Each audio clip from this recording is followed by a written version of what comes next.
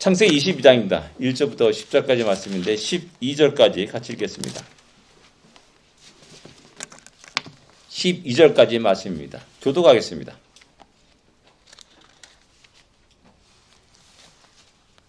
제가 1절 읽겠습니다. 그 일 후에 하나님이 아브라함을 시험하시려고 그를 부르시되 아브라함아 하시니 그가 이르되 내가 여기 있나이다. 여호와께서 이르시되 내 아들 내 사랑하는 독자 이삭을 데리고 모리아 땅으로 가서 내가 내게 일러준 한 산 거기서 그를 번제로 드리라. 아브라함이 아침에 일찍이 일어나 나귀의 안장을 지우고 두 종과 그의 아들 이삭을 데리고 번제에 쓸 나무를 쪼개어 가지고 떠나 하나님이 자기에게 일러주신 곳으로 가더니 제3일에 아브라함이 눈을 들어 그곳을 멀리 바라봅니다. 이에 아브라함이 종들에게 이르되 너희는 나귀와 함께 여기서 기다리라. 내가 아이와 함께 저기 가서 예비하고 우리가 너에게로 돌아오리라 하고 아브라함이 이에 번제나무를 가져다가 그의 아들 이삭에게 지우고 자기는 불과 칼을 손에 들고 두 사람이 동행하고 이삭이 그 아버지 아브라함에게 말하여 이르되 내 아버지여 하니 그가 이르되 내 아들아 내가 여기 있노라. 이삭이 이르되 불과 나무는 있거니와 번제할 어린 양은 어디 있나이까. 아브라함이 이르되 내 아들아 번제할 어린 양은 하나님이 자기를 위하여 친히 준비하시리라 하고 두 사람이 함께 나아가서 하나님이 그에게 일러주신 곳에 이른지라. 이에 아브라함이 그곳에 제단을 쌓고 나무를 버려놓고 그의 아들 이삭을 결박하여 제단 나무 위에 놓고 손을 내밀어 칼을 잡고 그 아들을 잡으려 하니 여호와의 사자가 하늘에서부터 그를 불러 이르시되 아브라함아 아브라함아 하시는지라. 아브라함이 이르되 내가 여기 있나이다 하매 사자가 이르되 그 아이에게 내 손을 들지 말라. 그에게 아무 일도 하지 말라. 네가 내 아들 내 독자까지도 내게 아끼지 아니하였으니 내가 이제야 내가 하나님의 경외하는 줄을 알라. 아멘. 예. 여덟 번째 아브라함이 나타나신 하나님이십니다. 예. 한번 질문들을 살펴보면서 함께 나누기로 하겠습니다. 하나님이 나타나신 목적이 무엇입니까? 20절에 보면 뭐라고 나왔습니까? 시험하시려고. 예. 아브라함을 시험하려고 그를 부르셨다라고 말씀합니다. 예. 시험하시려고 부르셨습니다. 이게 왜 중요하냐면 야고보서 1장 13절 한번 찾아보시기 바랍니다.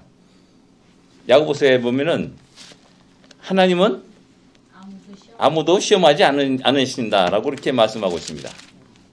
예? 1장 13절에 한번 같이 읽겠습니다.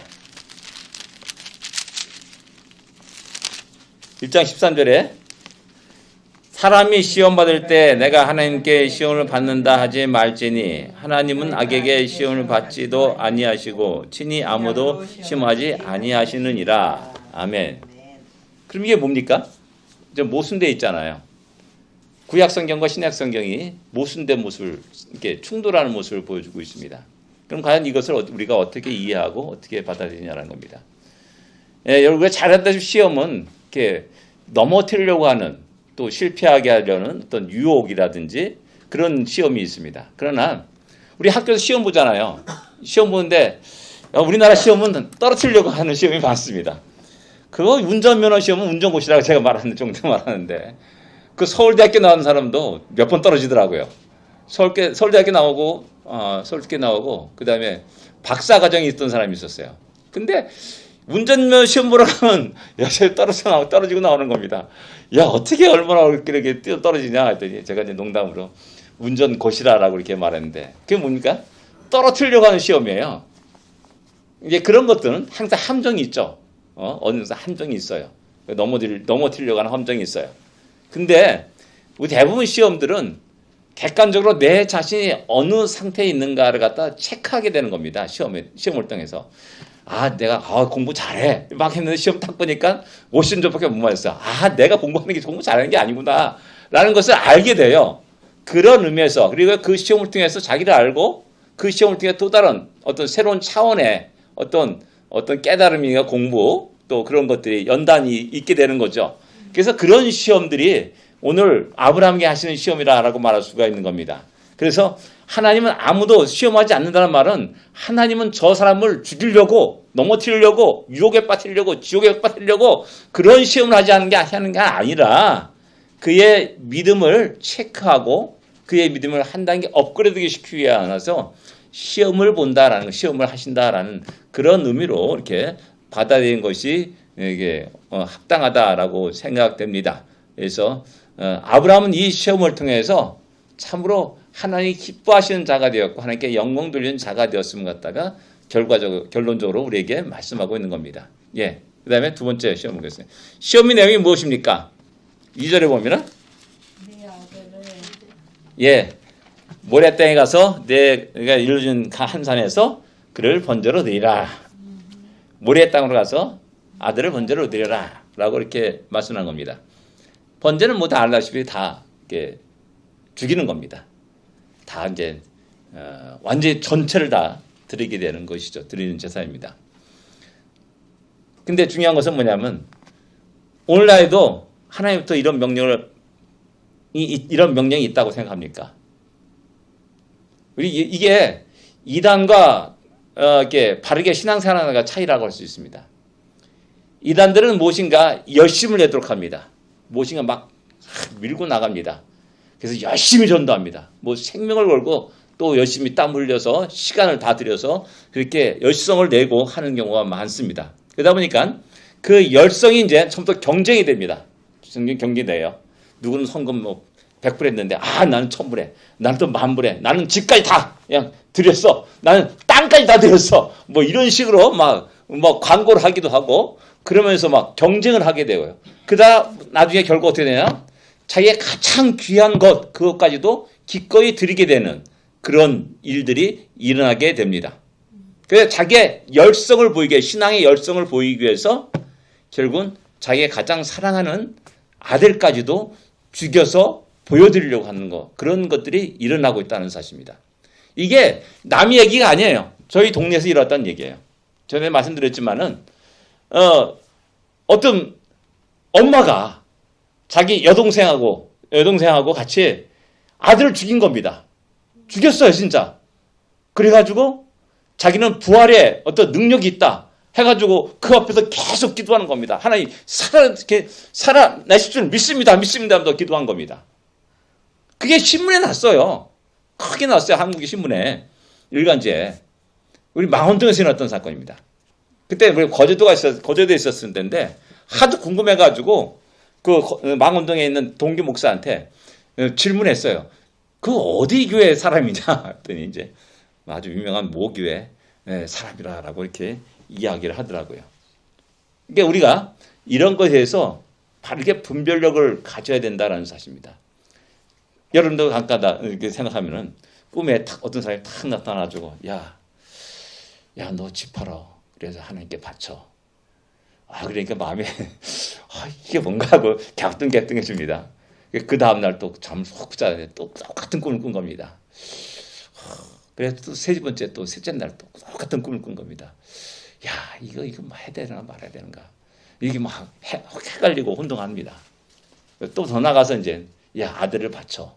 뭐 이런 음성을 듣거나 꿈을 꿨다 그런다면은 굉장히 우리의 신앙생활이 흔들릴 수가 있습니다. 그러니까 하나님의 뜻이 무엇인지를 알지 못하는 속에서 우리의 마음에 많은 시험이 들고 거기에 넘어지고 이제 엉뚱한 결정을 내리면서 살아가는 그런 경우도 종종 있다라는 사실입니다.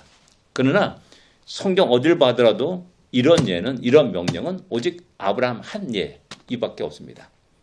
하나님이 어떤 사람이 믿음을 시험하기 위해서 너 네 아들 바쳐라. 네 재산 다 바쳐라. 이런 얘기 없어요. 오직 이 아브라함 한 예만 있는 겁니다. 그렇다면 이 아브라함의 한 예는 중요한 의미를 가지고 있는 겁니다. 그냥 일반적인 예가 아닙니다. 장차 이것이 독생자 예수 그리스도를 우리의 모든 속죄 제물로 번제로 드리는 그러한 예시라라고 할 수가 있다라는 사실입니다. 이걸 잘못 오해해가지고 사람들이 자꾸 자기 열성들을 갖다가 드러내려고 보이려고 애를 써요. 그래서 이따가 그러지 않습니까? 사사 입다가 네 전쟁에 승리하게 되면 제일 먼저 나를 맞이한 그 사람을 내가 번제로 드리겠습니다 라고 이게 약속을 합니다. 근데 자기 외동딸이 탁 나와가지고 춤추면서 자기를 환영하는 겁니다. 아마도 입다는 자기 종 함부로 그냥 탁 없애버려도 아무 가치가 없는 그 사람이 상상하면서 그렇게 생각할 줄 모릅니다. 근데 웬걸 자기 딸이 자기를 영접하는 겁니다.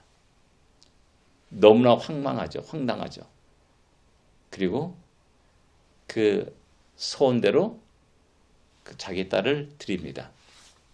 어떤 사람들은 설마 자기 딸을 죽기까지 했겠느냐, 뭐 여러 가지 뭐 말을 많이 합니다.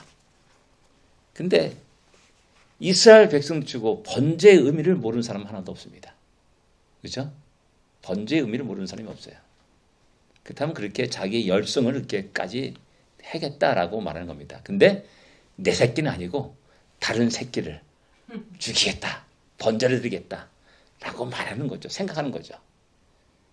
어떻게 내가 다른 사람의 생명을 갖다가 함부로 빼앗을 수 있냐는 겁니다. 이렇게 인간의 교만함의 장담들이 결국 야 너가 그렇게 말했어? 그럼 한번 네 딸을 한번 줘봐 해가지고 딸이 영접하게 하는 거죠. 이게 야곱의 12아들 가운데 이제 르벤이라는 사람이 있습니다. 이게 이제 다 이제 가뭄 때문에 쭉쭉 굶어가지고 야 다시 이렇게 애굽에 가가지고 곡식 있는데 곡식 사오도록 해라, 좀 양식을 사오도록 해라 라고 했더니 베냐민을 데려가지 않으면 절대 안 됩니다 해가지고 막 그거 합니다. 그때 이제 르벤이 탁 나와가지고 장자니까 르벤이 나와가지고 말합니다. 아버지 베냐민을 주시옵소서. 내가 반드시 베냐민을 데려오겠습니다. 그렇지 않으면은 내 아들을 죽이시옵소서 라고 말합니다. 아들의 아들, 자기 아들을, 자기 생명이 아니라 자기 아들을 담보로 해가지고 베냐민을 데려가려고 합니다. 유다는 뭡니까?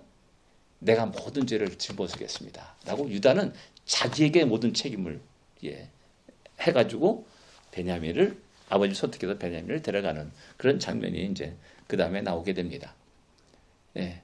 이 땅에 어느 누구도 하물며 내 자식까지도 그 생명을 내가 함부로 대할 수 없다는 사실입니다. 그런 의미에서 이 명령은 너무나 독특한 유일한 명령입니다. 성경 66권 전부 다 찾아가지고 봐도 유일한 명령입니다. 그것은 뭐냐면은 바로 우리 주님을 예표하는 그런 모습을 우리에게 보여주고 있는 것이라 알 수가 있습니다. 이때 이삭의 나이는 어느 정도였습니까? 우리 뭐 상상할 수가 있습니다. 제일 먼저 중요한 것은 뭐냐면 제일 것은 사라가 죽기 전입니다. 사라가 127세에 죽습니다. 맞죠? 127세. 사라가 127세에 죽습니다. 그러면 그때 이삭의 나이는 37세입니다. 그러니까 최선도 최대 잡으면 30세 미만이라는 것을 알 수가 있습니다. 이때 뭐 사라가 살았으니까요. 살아있으니까는 30세 미만이라고 할 수가 있습니다. 사라 죽기 10년 전에 하면 27세예요. 20년 전에 하면 17세가 되는 겁니다. 아마 17세 정도 되지 않을까 하는 그 생각을 좀 하게 됩니다. 그다음 두 번째로 상상하는 것은 번제로 사용할 나무를 짊어지고 갈 정도의 성숙한 나이, 힘 있는 나이였다라고 말할 수가 있습니다. 그러니까 열 몇 살, 10살, 12살, 다니엘 같은 그런 나이는 아닐 것이라는 겁니다. 재산도 17살, 8살 이렇게 건장한 그런 나이라 할 수가 있습니다. 번제가 다 재물을 다 태워드리는 제사이기 때문에 요만큼 나무 조각 가지고 가는 게 아니죠. 상당히 많은 양을 가지고 가야 되는 그런 겁니다. 근데 그것을 갖다가 짊어지고 갈 정도였다면 상당히 어느 정도 자란 나이, 힘 있는 나이라 이렇게 말할 수가 있습니다. 이 이삭의 나이를 한번 상상하면서 그 다음 질문을 보겠습니다. 이 명령에 대한 아브라함의 반응은 무엇입니까? 3절입니다. 아침에 일찍 일어났다 라고 말씀합니다. 아침에 일찍 일어나 길을 떠납니다. 근데 어느 길로 갑니까? 어느 길로 갑니까? 예, 하나님이 자기에게 일러주신 곳으로 가더니라고 말씀합니다. 이가 비슷한 예가 어디 있습니까? 요나가 그렇습니다. 요나 어떻게 됩니까? 하나님이 가라는 곳으로 가지 않고 정반대 방향으로 도망갔습니다. 그렇죠? 요나는 정반대라는 겁니다. 우리가 갈 수는 있어요. 발걸음 옮길 수는 있어요. 근데 저곳은 가지 못해. 도저히 안 돼. 그래가지고 도망가는 그런 사람이 있습니다. 요나 같은 사람이 있고요. 그러나 아브라함은 일찍 일어나서 다 준비하고 그냥 하나님이 말씀하신 그곳으로 걸어가게 되는 겁니다. 예, 이것이 또한 아브라함의 또한 아름다운 믿음의 모습이라 할 수가 있습니다. 4절은 어떻게 나옵니까? 3일 길 걸었다. 4일 길을 갔다. 3일 길을 걸었다. 예전 성경은 4일 길로 이렇게 표현했습니다. 이 4일 길이라는 말을 갖다가 요즘 젊은이들은 헷갈려가지고 4일인 줄 알아, 4일인 줄 알아가지고 아마 이번 성경은 3일 제 3일에 이르러 이렇게 말씀하고 있습니다. 3일이라고 말하고 있어요. 이게 참 세대가 많이 바뀌어가지고 이 단어도 이제 다르게 됐음을 알 수가 있습니다. 예, 4일 길을 갔다라고 이렇게 얘기합니다. 어떤 마음입니까? 뭐 다 각자 상상에 이렇게 할 수가 있습니다. 과연 이 4일 길은 과연 어떤 마음으로 4일 길을 걸어갔을까라는 그 생각을 하게 됩니다. 이 명령은 하나님이 아브라함에게 한 명령입니다. 이삭도 몰라요. 따라가는 종들도 몰라요. 아브라함만 알고 있는 겁니다. 이삭이 이렇게 보자. 아버지 왜 뭐 이렇게 얼굴이 어두워요? 왜 이렇게 말이 없어요? 뭐 별의별 얘기를 할 겁니다. 그죠? 그래서 아브라함은 그 살길을 걸어갑니다.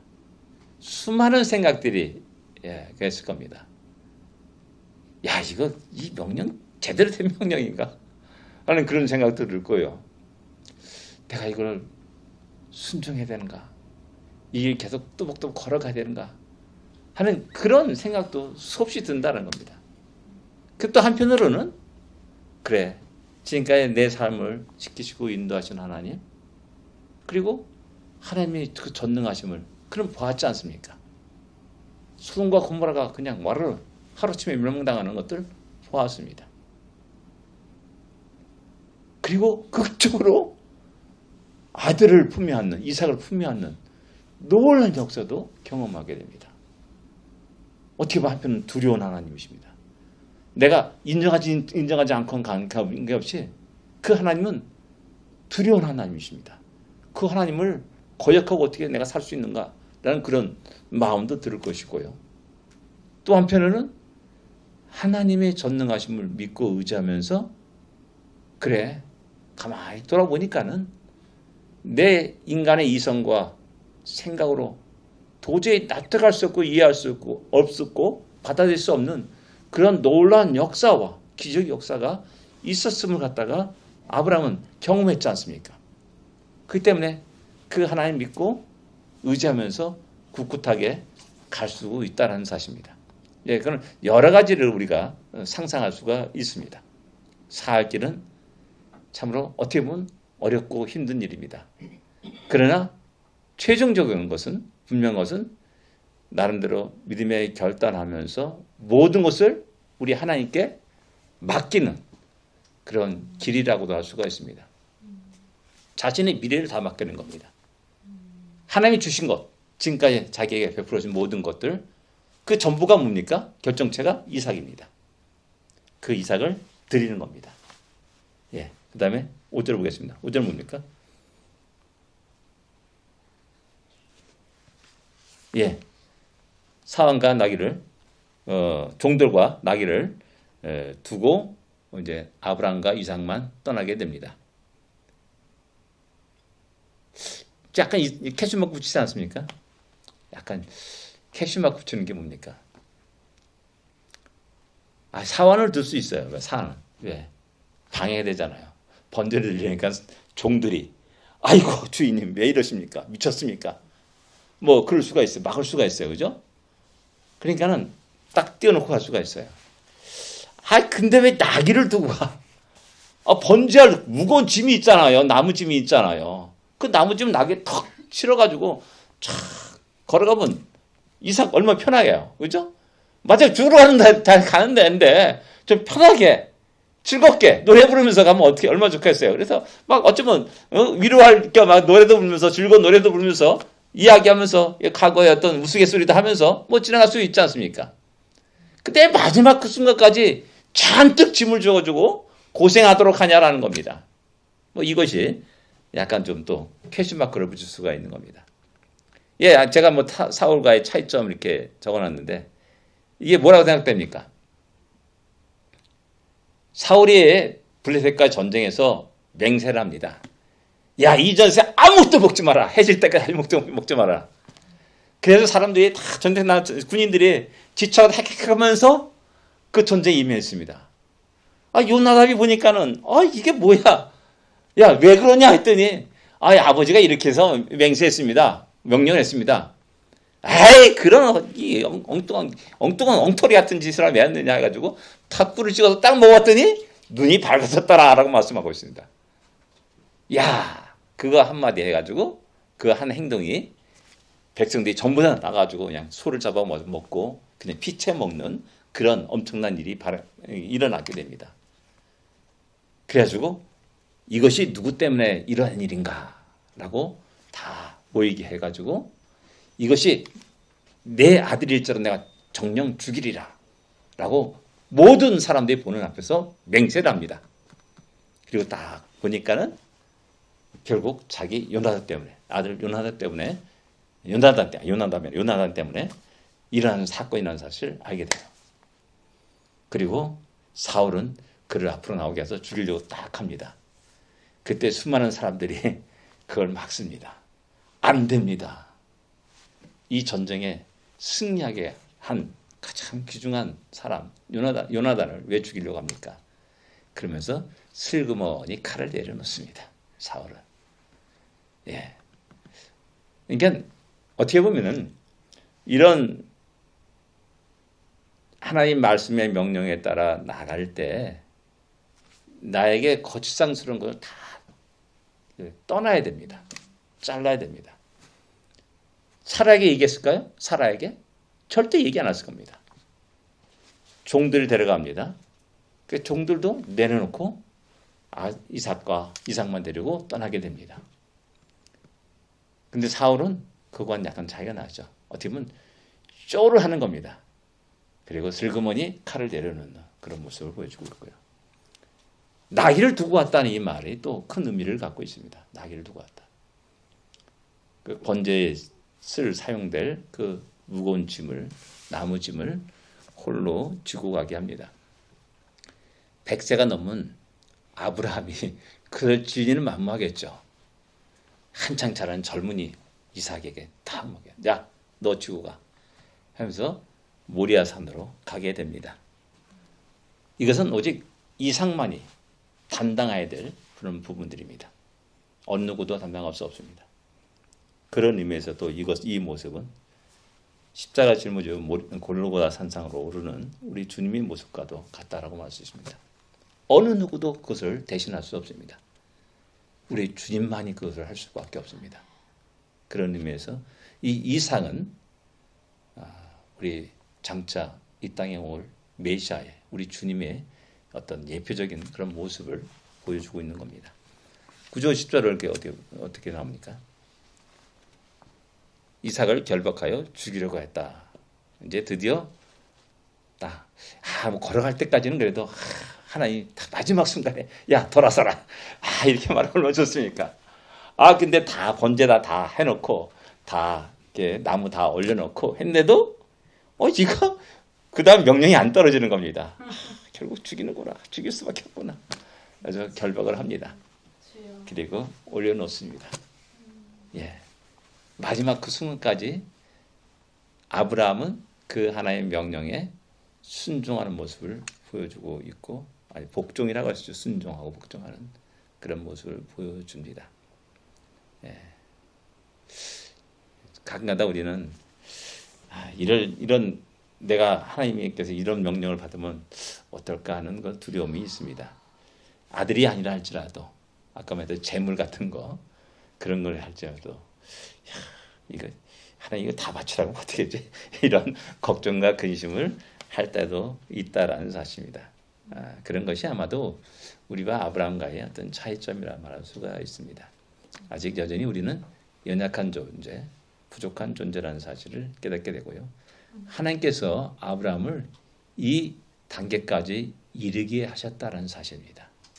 처음부터 아브라함이 믿음이 좋아가지고 뭐 이렇게 한 것이 아니었습니다. 얼마나 비겁하면 자기 사라를 갖다가 누이라고 속이면서까지 실제 이복 누이죠. 그 말하면서까지 자기 생명을 보존하려고 하는 애를 쓰는 그런 모습을 보여주는 것이 아브라함의 모습이었지 않습니까? 그럼에도 불구하고 점점 나중에는 최종적으로 자기 아들 이삭까지도 바치게 되는 그런 일들까지 일어나고 있다는 사실입니다. 이때 우리는 이삭의 모습을 살펴봐야 됩니다. 여러분 아까 봤듯이 다 번제의 단을 짊어지고 걸어갈 정도로 힘있고 젊은 이삭이었어요. 구원받는 아버지는 100세, 110세, 120세 정도 되는 그런 늙은 아버지입니다. 그때 뭐 힘이 없겠죠. 자기를 결박하려요. 아버지 왜 그래? 아버지 미쳤어. 그래서 늙은 아버지를 밀치고 자기 생명을 잃어버리지 않기 위해서 도망할 수 있습니다. 그 젊은 사람이 도망가면 어떻게 잡을 수가 있습니까? 늙은 아버지가 못 잡죠. 그러니까 이 결박하여서 번제단에 왜 올렸다는 그 사실은 굉장히 또 의미가 있는 겁니다. 이삭의 입장에서도. 아브라함도 또한 역시 마찬가지지만 이삭도 동일하게 전폭적인 그런 믿음이라든지 어떤 순종의 모습을 보여주고 있는 것이 이삭의 모습이라는 사실을 알 수가 있습니다. 충분히 그는 힘으로 자기 아버지를 제압할 수 있습니다. 충분히 그는 도망할 수도 있습니다. 그러나 순순히 어떻게 보면 제가 상상하는 그림은 자기가 스스로 번제단에 올라가지 않았을까, 그리고 높지 않았을까 하는 그 생각을 하게 됩니다. 이런 모든 모습들이 우리 주님의 철저한 순종의 모습, 십자가에 죽기까지 순종한 아버지 뜻에, 하나님 아버지 뜻에 순종하는 그런 모습을 우리에게 보여주고 있습니다. 맹종이냐 순종이냐 복종이냐 뭐 이렇게 했습니다. 이삭의 입장에서 다시 한번 생각해 보면은 이삭은 아버지 아브라함이 섬겼던 하나님을 잘 알고 있고 또 그 하나님을 어떻게 섬겼는지를 옆에서 잘 보았던 사람입니다. 그리고 그것에 대해서 충분히 이삭에게 마지막 순간에는 하나님 뜻이 이랬다라는 사실을 이야기했을 겁니다. 그럴 때 이삭은 예스, 아멘. 하나님이 그렇단다면, 하나님의 말씀이 그렇단다면 하면서 기꺼이 그것을 따르는 모습을 보여주고 있는 것이라, 그런 그림이라고 이렇게 말할 수가 있습니다. 제가 늘 말하지만 믿음은 맹종이 아닙니다. 근데 의외로 너무 많은 사람들이 맹종합니다. 그렇기 때문에 아까처럼 그런 엉뚱한 일을 저지르기도 하고 엉뚱한 열성을 가지고 자기 열성을 드러내고 보이려고 하는 그런 일들이 많이 일어나게 됩니다. 그러나 우리의 믿음은 바른 암 속에서 그 하나님의 뜻을 순종하고 복종하는 그런 인생의 과정이라 할 수가 있습니다. 그런 의미에서 이삭은 참으로 우리에게 너무나 귀한 모습을 보여주고 있고 그 모습은 장차 우리 주님의 십자가의 순종의 모습과 너무나 같다는 사실을 우리에게 알려주고 있습니다. 아브라함이 이삭을 죽이려 할 때 어떤 일이 일어납니까? 잘 알다시피 여호와의 사자가 아브라함을 부릅니다. 아브라함아! 그러고 깜짝 놀라는 겁니다. 진짜 죽이니까, 죽이려고 하니까. 아브라함아 아브라함아 부르면서 그냥 아브라함아 아브라함아 이렇게 부른 게 아니라 굉장히 다급하게 불렀을 것이라는 사실을 짐작할 수가 있습니다. 그 다음에 그 아이의 손을 대지 마라 라고 또 명령을 하고 말씀합니다. 그 다음에 12절에 보면 이제야 내가 하나님을 경외하는 것을 아노라 라고 말씀합니다. 이게 그러면 그전에는 몰랐다는 겁니까? 시험한 겁니다. 시험, 아까 테스트한 겁니다. 야, 그래, 됐어. 그래서 아브라함의 그 믿음을 인정하는 겁니다. 하나님이 받아들이는 겁니다. 그래서 야, 너 참, 네 아들까지도 가장 소중한 아들까지도 드릴 정도의 그런 믿음을 가지고 또 내 명령을 조금도 피하지 않고 순종하고 복종하는 그런 모습을 보면서 하나님을 경외하기 때문에 하나님을 신뢰하기 때문에 하나님에 대해 철저히 의지하기 때문에 99%가 아닙니다. 100%를 철저히 믿고 의지하고 신뢰하기 때문에 할 수 있는 이렇게 순종이요 복종이라 할 수가 있습니다. 예. 그 다음에 수량을 준비하셨다라고 이렇게 말씀합니다. 수양. 그래서 아브라함은 그 땅 이름을 여호와 이레라고 불렀고 그 뜻은 여호와의 산에서 준비되리라라는 의미를 가지고 있는 단어라라고 이렇게 14절에 말씀하고 있습니다. 이 장소는 나중에 이제 하나님의 성전이 세워지는 그러한 거룩한 장소가 되게 되고요. 그렇게 됩니다. 그래서 하나님이 모든 걸 준비하십니다. 나는 미래에 대한 걱정과 것이 많이 있어요. 근데 하나님이 준비하십니다. 당신의 뜻을 위해서, 당신의 영광을 위해서 그렇게 준비해 가셔 간다는 사실을 늘 기억하면서 우리가 담대히 믿음으로 나갈 수 있기를 원합니다. 예. 하나님은 그 땅을 여호와 이레라라고 불렀다라고 이렇게 말씀합니다. 아브라함 믿음의 변화를 다시 한번 생각해 봅시다. 이게 여러분들 우리가 생각하는 것은 첫 번째, 두 번째, 세 번째는 이렇게 하라, 저렇게 하라 그러면 그대로 따르는 모습을 보여주고 있습니다. 아브라함은. 근데 이제 세 번째부터는 이제 네 번째부터는 대화하는 모습을 보여주고 있습니다. 하나님과 대화합니다. 야, 우리 내 후계자는 다메섹의 엘리에셀입니다라고 이렇게 말하면서 얘기하고 또 그 표징이 뭡니까? 증거가 뭡니까? 라고 또 이렇게 하나님께 질문을 던지고 그래서 이제 하나님과 이렇게 언약을 체결하는 그런 장면들이 나옵니다. 그 다음에 다섯 번째 책임을 요구합니다. 책임. 너는 완전해라. 너는 완전해라. 라고 책임을 요구합니다. 그러니까 너가 내 백성으로 장차 또한 너희 후손들이 큰 민족이 될 때 하나님이 귀한 백성으로 살아갈 때 성전에 나갈 때 중요한 게 뭡니까? 하나님의 영광을 위하여서 이렇게 살 것을 갖다 요구하고 있고 말씀합니다. 그래서 이제 그런 믿음을 요구하고 있고 말합니다. 여섯 번째는 이제 소돔과 고모라의 사건 속에서 어떤 동역의 의미라고 할 수 있습니다. 하나님이 당신이 하실 일을 갖다가 아브라함에게 이야기합니다.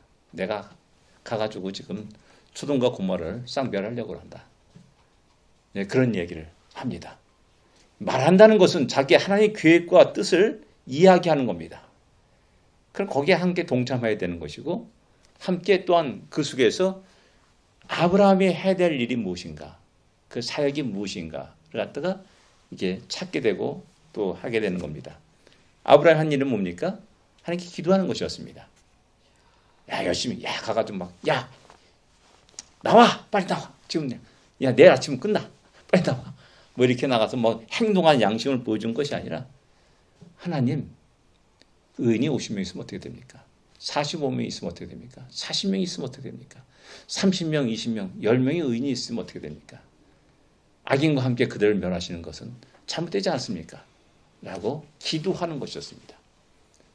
그 기도 속에서 하나님 다 모든 걸 다 받아들입니다. 여기서 다 한 번 더 나아가지고 거기 의인이 한 명만 있으면 어떻게 됐습니까? 소돔과 고모라 멸망하지 않았을까 하는 그 생각도 하게 됩니다. 농담입니다. 이렇게 어떤 하나님과의 어떤 사역 속에서 하나님이 행하는 일 속에서 함께 그 일을 공유하는 그런 모습을 우리에게 보여주고 있습니다. 이런 것을 어떻게 보면 우리가 이 땅에 있는 우리 성도들의 사회적 책임이라 할 수가 있고요. 교회의 어떤 사회적 책임이라 할 수가 있습니다. 교회가 가장 중요하게 여기는 것이 무엇이냐? 우리는 잠깐 아까 늘 말했지만 복지, 선한 일, 가서 뭐 여러 가지 어려운 일도 숙제를 돕고 하는 거, 뭐 그런 일을 잠깐 생각하는데 그게 아니라 이 장면 속에서는 교회의 가장 또한 우리의 가장 중요한 책임은 해야 될 일은 사역은 기도하는 것이라는 겁니다.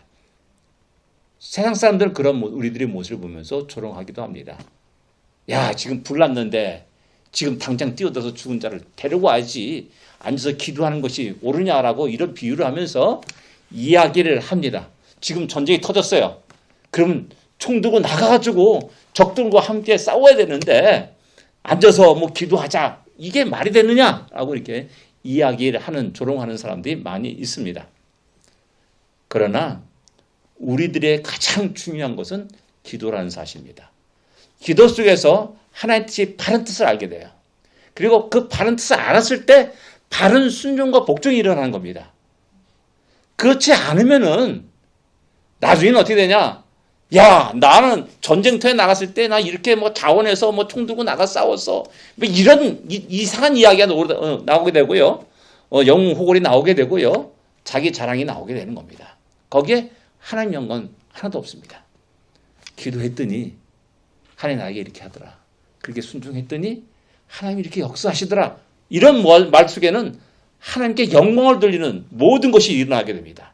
그러나 야, 전쟁터였어. 나가서 총 들고 나가 싸워야지. 나가 이런 모든 말 속에서는 결국 자기의 영광밖에 없습니다. 사람은 영웅 되는 거고요. 죽으면 개죽음 되는 거잖아요.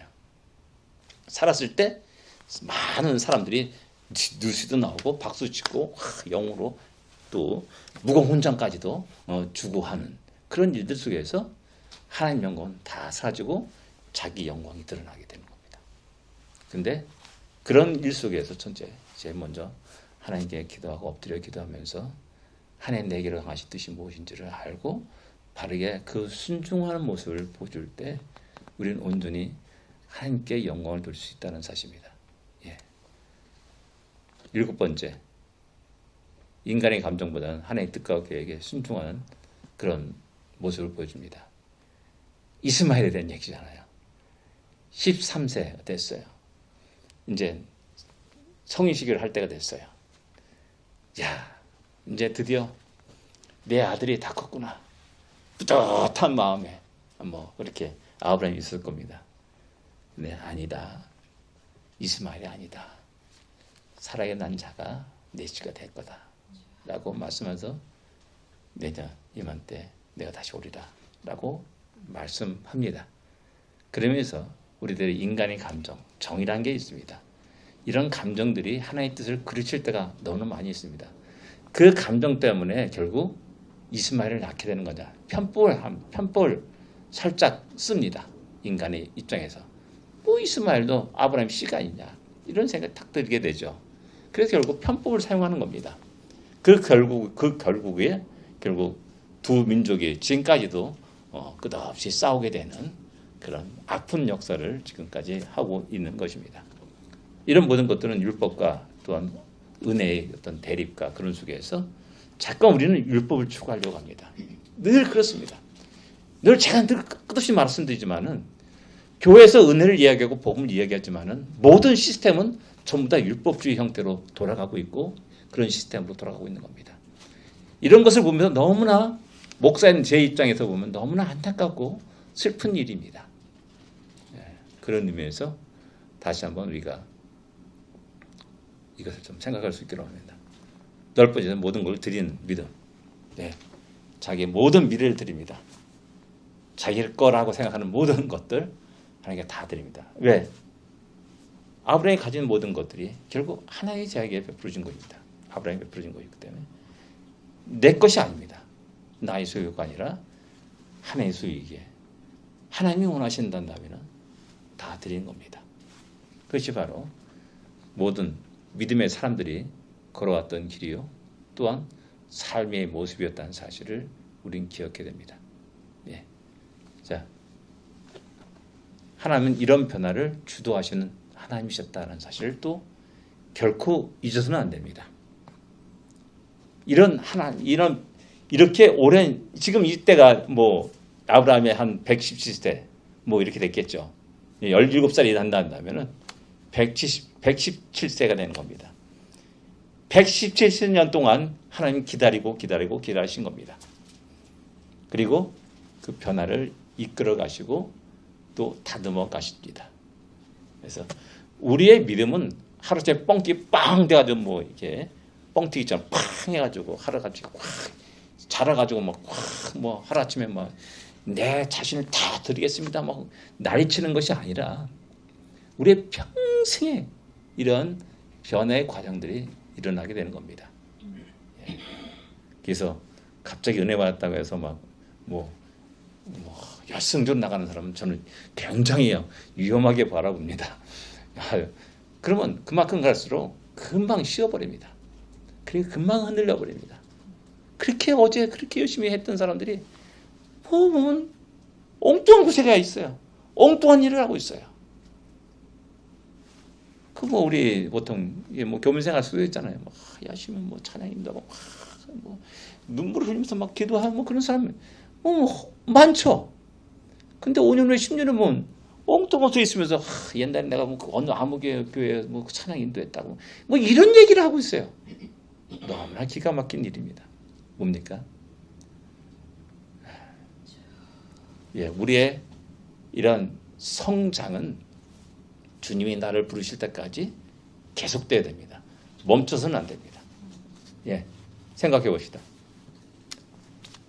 나는 어느 단계라고 생각하는가? 어디에 있는가? 예, 한번 생각해 봐야 됩니다. 그 다음에 하나님 우리를 변화시키는 하나님의 손길을 보고 있고 알고 있느냐는 겁니다. 저는 너무나 잘 알고 있습니다. 내 젊었을 때 모습하고 지금의 모습은 완전히 달라졌습니다. 아직도 많이 그한데요. 많이 달라졌습니다. 많이 달라졌습니다. 그런 의미에서 하나님 나를 이렇게 변화시켰구나. 나를 다듬으셨구나. 라는 사실을 이렇게 얘기할 수 있습니다. 여러분 저희 어렸을 때 무슨 모르잖아요. 제 동생이 저를 잘 압니다. 그래서 제한테 오빠가 사는 거 참 힘들지요 그랬다고 그래요. 예, 그랬습니다. 워낙 깐깐하고 아주 깐죽깐죽하고 뭐 제 별명이 뭐였냐면 찐득이. 한번 들러붙으면 안 떨어져 찐득이. 아주 지겹게 하죠. 그렇던 찐득이라고 저기 이제 필라델피아에 사시는 고모님이 늘 그렇게 저를 불렀습니다. 그땐 제가 모든 일에 허허 웃으면서 넘어가고 또 기다릴 줄 알고 그렇게 하는 사람이 되었습니다. 예. 세 번째, 여호와의 일에 이 사건을 경험한 적이 있습니까? 예. 기도하겠습니다. 하나님 아버지의 은혜를 감사합니다. 아브라함 인생을 통해서 일하신 하나님의 모습을 우리가 생각해 보았습니다. 그것이 1년, 2년, 10년에 이루어진 일이 아니라 수십 년 아브라함의 평생에 이루신 하나님의 뜻과 계획이라는 사실을 새롭게 깨닫게 됩니다.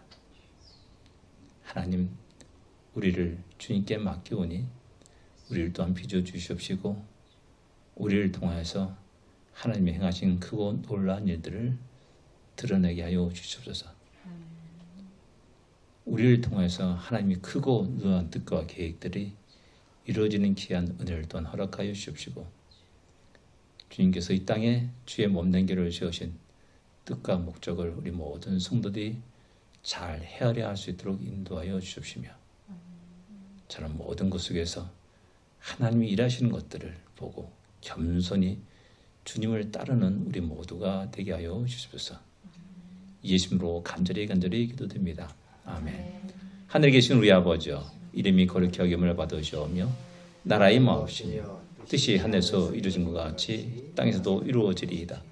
오늘날 우리에게 일용할 양식을 주옵시고 우리가 우리에게 진 자를 사하여 준 것 같이 우리 죄를 사하여 줍시고 우리를 시험에 들지 말게 하옵시며 다만 하게 하소서 구하옵소서. 그의 나라와 권세와 영광이 아버지께 영원히 싸움나이다. 아멘.